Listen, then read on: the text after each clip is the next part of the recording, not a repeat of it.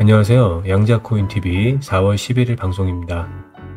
오늘은 QUBT 퀀텀 컴퓨팅에 대한 얘기를 해보도록 하겠습니다. 최근까지도 사기 혐의와 같은 이슈가 계속 진행이 되고 있는 중에 있는 종목이고요. 생각보다 주가는 잘 버텨주고 있지만 양자주 중에서는 가장 리스크가 크고 미래가 불투명한 종목이라고 생각이 됩니다. 물론 아직까지는 양자 종목들이 오르면 같이 오르고 하락하면 같이 하락하는 상황이기 때문에 종목들 간의 주가의 차별화는 없는 상황이지만 나중이 되면 조금씩 차이가 날 것으로 보이고요. 현재 기준으로 QUBT가 상황이 개선이 되지 않으면 주가의 리스크는 점점 더 커질 것으로 생각이 됩니다. 이미 지난 영상에서 리스크에 대해서 말씀을 드린 바 있었고 그런 만큼 일시적인 상승이 있을 때 매도 의견을 드린 적이 있었는데요. 지난번 8.8달러 선까지 갔을 때 매도를 하신 분들은 일단은 잘 하셨다는 생각이 들고요. 이 종목을 급하게 매수할 필요는 없을 것 같고 솔직히 개인적으로는 이 QUBT를 별로 추천드리고 싶지는 않습니다. 이 회사가 지향하는 기술이 양자 컴퓨터와 광 직접 회로 기술을 접목하는 부분에 차별화가 되어 있긴 하지만 그 차별화된 기술 로드맵을 실제로 수행하고 만들어 나갈 능력이 되는지에 대해서는 강한 의구심이 들기 때문에 투자를 할 때는 항상 조심해야 될 종목이라고 생각이 됩니다. 물론 중간중간 긍정적인 테마가 있을 때 반짝 상승은 있겠지만 중장기적으로 가치가 있어서 상승하는 것이 아닌 만큼 일시적인 상승에 그칠 가능성이 높다고 생각이 됩니다. 먼저 지금 연루되어 있는 사기 사건에 대한 내용을 잠깐 보면요. 작년 11월 27일에 아이스버그 리서치가 박막 리튬 니오베이트 TFLN 파운드리에 대한 존스 홉킨스 대학과 텍사스 오스틴 대학의 구매 주문이 허위라고 주장하는 보고서를 발표한 적이 있었고요. 12월 9일에는 또 다른 보고서에서 퀀텀 컴퓨팅 QCI가 말하고 있는 주조 공장은 사실은 공장이 아니라 실험실이고 대량 생산을 할 수 있는 수준이 아니기 때문에 허위 사실을 유포했다는 발표를 하기도 했었습니다. 올해 1월 16일에는 카피바라 리서치에서 작년 퀀텀 컴퓨팅 QCI가 나사와의 거래를 과장해서 발표하고 특수관계자 거래를 통해서 수익을 조작했다고 주장하는 보고서를 발표하기도 했는데요. 이 보고서에서는 그 외에도 QCI 제품이 실제가 아닌 샘플 수준이고 수준 미달의 제품을 진짜인 것처럼 홍보해서 주가를 부풀리고 있다고 말하기도 했습니다. 또 최근 회사가 발표한 파운드리 확장 계획에서 애리조나 주립대학 연구단지의 부지를 매입한 적이 없음에도 주가를 부풀리기 위해서 허위 사실을 유포했다는 것인데요.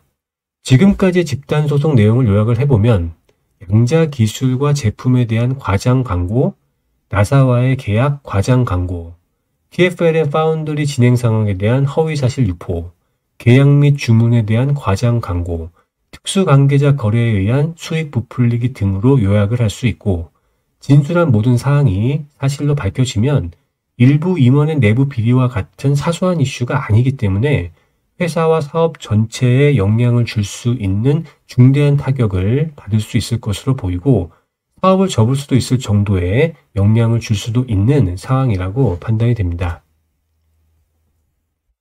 아직은 지금 말씀드린 사기 사건에 대한 결론이 나지 않은 상황이기 때문에 섣부르게 판단하기는 어렵지만 일단 지금은 이 종목에 투자를 하는 것은 자제를 하는 것이 좋을 것으로 보이고요. 그래도 일단 이 회사가 지금까지 무엇을 해왔는지는 한번 보면서 최근 소식도 같이 보도록 하겠습니다. 위에서 말씀드린 것처럼 작년에 존스 홉킨슨 대학과 20만 달러 규모의 자율주행 분야에서 기술 협력이 있었고요. 박막 리튬 니오베이트 TFLN 포토닉 칩에 대한 텍사스 오스틴 캠퍼스의 주문 소식도 있었습니다. 작년 12월 중순경에는 나사 고다드 우주비행센터와 이미징 기술에 대한 계약을 따내기도 했었고요. 올해 들어서 TFLN 포토닉 칩에 대한 유럽 대학과 캐나다 설계회사, 그리고 캐나다 연구기관 등의 추가 주문이 있었는데요. 최근에는 샌더스 TDI와의 파트너십도 있었고 애리조나주 템피에 있는 파운드리 확장 계획을 소개하기도 했었습니다. 휴대용 실온 저전력에서 작동할 수 있는 포토닉스 광자 기반의 양자 기술을 지향하는 양자과학 분야에 촉망받는 회사라고 생각을 한 적이 있었지만 현재는 여러 가지 구설수에 너무나 많이 휘둘리면서 리스크가 점점 커지는 종목이라고 판단이 됩니다. 최근의 소식들도 좀 더 업데이트를 하면요. 네덜란드 델프트 공과대학교 항공우주구조재료학과에서 라이다 기반 R&D 장비에 대한 두 번째 구매 주문을 확보했다는 소식이 있는데요. 까다로운 환경에서 양자 감지 기술 적용을 위해서 설계된 양자 광학 진동계 QPV에 대한 주문 소식입니다. QPV는 눈의 안전한 파장에서 작동을 하고 비접촉식 측정을 위한 고급 광자 계수 기능을 사용하기 때문에 110나노미터의 낮은 진폭으로 진동 스펙트럼을 특성화할 수 있다고 알려져 있는데요. 이번 주문은 위에서 말씀드린 존스 홉킨슨 대학의 라이다 기술 계약에 이어서 퀀텀 컴퓨팅 QCI의 스캐닝 라이다 기술에 대한 두 번째 주문이라고 보시면 되고요. 사기 사건과 같은 안 좋은 루머에도 불구하고 어찌되었건 이 라이다 기술로 미국의 유명 대학과 유럽의 유명 대학 두 군데와 계약을 맺었다는 것은 해당 기술에 대한 가치를 어느 정도는 입증했다고 생각이 됩니다. 마지막으로 실적에 대한 내용을 보면요. 작년 3분기까지 퀀텀 컴퓨팅의 매출은 매우 적었고 다른 양자주인 리게티나 디에이브와 비교했을 때도 너무나 미미한 수준이라고 볼 수 있었는데요. 손실은 계속 커지고 있었고 투자 대비 아웃풋도 사실 그다지 기대할 만한 것이 없어 보이는 회사였습니다. 최근 새로운 계약과 파트너십이 대학과 설계 회사라는 점을 고려하면 올해 매출도 별로 좋아질 것 같지는 않은 상황인데요. 작년 4분기 실적과 전체 실적도 업데이트를 좀 하면 매출은 2023년 동기 대비 17% 감소한 6만 2천 달러를 기록해서 여전히 개선의 기미가 보이지 않고 있고요. 심지어는 2024년 3분기보다도 4분기에 감소한 매출 실적을 기록했습니다. 실적 발표 전까지 애널리스트들의 예상치는 20만 달러 정도였는데 이에도 크게 못 미치는 수치고요. 반대로 운영 비용은 TFLN 칩 파운드리와 관련된 비용으로 인해서 급증했습니다.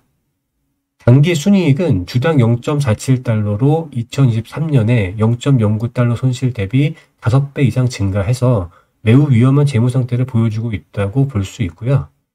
물론 합병 관련 부채 시가평가로 인한 비현금 비용이라고 하더라도 상당히 부실한 재무 상태인 것만은 분명하다고 판단이 됩니다.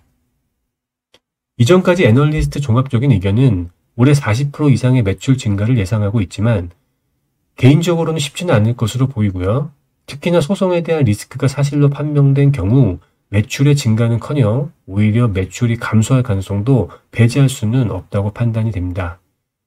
다른 양자주의 주가도 조금은 실적 대비 양자 기술에 대한 기대감만으로 버티고 있다는 생각을 지울 수가 없는데 퀀텀 컴퓨팅 QUBT는 그보다 더 과대평가가 된 상황으로 생각이 되는데요. 그래도 다행히 작년에 자금 조달한 것으로 당분간 유동성 위기는 없을 것으로 보이지만 적자 기업인 만큼 리스크는 시간이 지날수록 점점 커질 것으로 예상이 됩니다. 퀀텀 컴퓨팅 QUBT는 지금 매수를 굳이 할 필요는 없는 종목이라고 생각되고요.